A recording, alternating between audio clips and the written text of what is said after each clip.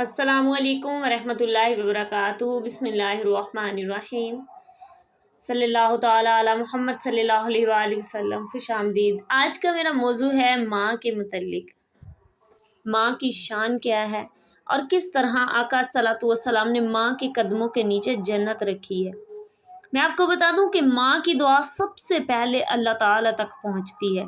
कहा जाता है कि अगर 40 वली पानी में खड़े होकर रात के वक़्त अल्लाह ताला से अगर किसी के लिए दुआ के लिए कहें और दूसरी तरफ उस शख्स की माँ अगर उस शख्स के लिए बद्दुआ कर दे तो अल्लाह ताला 40 वलियों की जो दुआ है उसे रद्द करके उस माँ की बद्दुआ को लगा देता है। इसी तरह अगर वो 40 वली अगर किसी एक शख्स के लिए बद्दुआ करें और उस शख्स की माँ उसके लिए दुआ कर दे तो अल्लाह ताला उन 40 वलियों की बद्दुआ को रद्द करता है और उस माँ की दुआ उस बेटे के लिए लगा देता है। सुभान अल्लाह सुभान अल्लाह। इस कदर माँ की फजीलत है। आपको एक वाक़या सुनाती हूँ। एक देहाती ने गारे और मिट्टी से अपना घर बनाया। घर में उसने छोटी सी मुसल्लत यानी मस्जिद भी बनाई तो उसने कहा कि पाक मिट्टी चाहिए इस मस्जिद को बनाने के लिए। उस शख्स के 7 बेटे थे।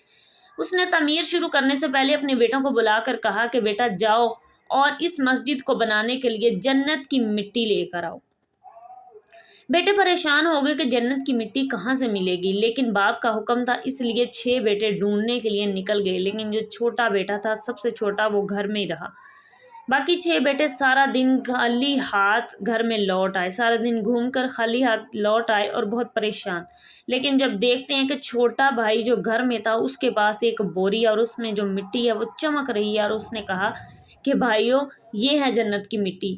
भाई बड़े परेशान हुए और उन्होंने पूछा कि भाई हम सारा दिन घूम के आए लेकिन हमें मिट्टी नहीं मिली, तुम घर में मौजूद थे, तुम्हें मिट्टी जन्नत की कहाँ से मिली? बाप ने भी पूछा तो बेटे ने कहा कि सारा दिन माँ के पीछे पीछे फिरता रहा हूँ, जहाँ जहाँ वो कदम रखती थी वहाँ वहाँ से मिट्टी उठा लेता था। और जैसा कि हमारे नबी ने फरमाया है कि माँ के कदमों के नीचे जन्नत है, तो फिर माँ जिस जगह कदम रखती थी वो मिट्टी भी तो जन्नत की मिट्टी हुई ना। सुभान अल्लाह। इस तरह मैंने जन्नत की मिट्टी समेट ली। कितनी प्यारी बात है। इससे हमें माँ की शान का पता चलता है। दोस्तों आपको बता दूं कि एक हज़रत मूसा अलैहिस्सलाम के दौर की बहुत ही प्यारी मशहूर कहावत आपने सुनी हो गई। किस्सा है कसाई का किस्सा कि हज़रत मूसा ने अल्लाह ताला से पूछा कि अल्लाह ताला जन्नत में मेरे साथ कौन होगा? तो अल्लाह ताला ने फरमाया कि तुम्हारे साथ जन्नत में एक कसाई होगा। हज़रत मूसा को ये बात बहुत नागवार गुजरी तो उन्होंने सोचा कि क्यों ना मैं इस कसाई को ढूंढूं और ऐसा कौन सा अमल करता है कि जन्नत में एक नबी के साथ होगा।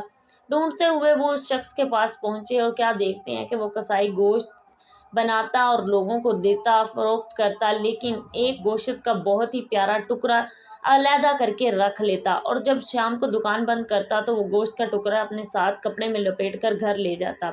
हज़रत मूसा ने मज़ीद जानने के लिए उस शख्स से कहा कि आज के दिन मुझे अपने घर में मेहमान के लिए ले चलोगे? उस शख्स ने तस्लीम कर लिया तो हज़रत मूसा को अपने घर ले गया। हज़रत मूसा देखते हैं कि घर जाकर उस शख्स ने उस घर में कोई और मौजूद नहीं था। उस शख्स ने उस गोश्त के टुकड़े को पकाया और पकाने के बाद उसके शोरबे में रोटी के छोटे छोटे टुकड़े करके डाले और फिर उस प्याले को लेकर एक कमरे में चला जाता है, जिस कमरे में एक बूढ़ी उम्र रसीदा औरत लेटी होती है। उसे अपने सहारे से बिठाता है, बिठाकर एक एक निवाला यानी रोटी का टुकड़ा अपने हाथों से उस औरत के मुंह में डालता है और फिर उसका मुंह साफ करता है और करने के बाद जब आने लगता है तो वो औरत उसके कान में कुछ कहती है जिसकी वजह से वो मुस्कुराता है और अपनी वालिदा को लेटा कर बाहर आ जाता है। हज़रत मूसा के लिए खाना लेकर आता ही है तो हज़रत मूसा अलैहिस्सलाम जो हैं पूछते हैं कि ऐ शख्स वो औरत कौन है और उसने ऐसा क्या तुम्हारे कान में कहा कि जिसकी वजह से तुम मुस्कुराए?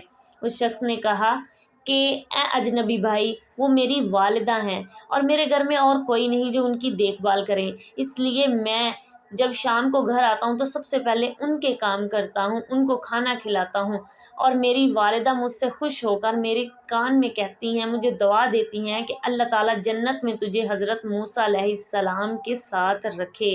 हर रोज़ ये मुझे दुआ देती हैं और मैं मुस्कुरा देता हूँ कि कहाँ वो कलीमुल्लाह और कहाँ मैं आम सा शख्स। سبحان اللہ، اللہ اکبر. کتنی پیاری بات ہے کہ ماں کی خدمت کرنے کی وجہ سے اللہ تعالیٰ نے نبی کے برابر درجے میں جنت عطا فرما دی. سبحان اللہ. تو آج میرا یہی موضوع تھا کہ اپنی والدہ اور اپنے والد کے ساتھ رحم دلی کریں، حسن سلوک کریں. اگر ایک والد اور والدہ 10 بچوں کو ایک وقت میں پال سکتے ہیں تو کیا وہ 10 بچے اپنے ایک والدین کو نہیں پال سکتے؟ بلکہ ایسا کیوں نہیں کر سکتے؟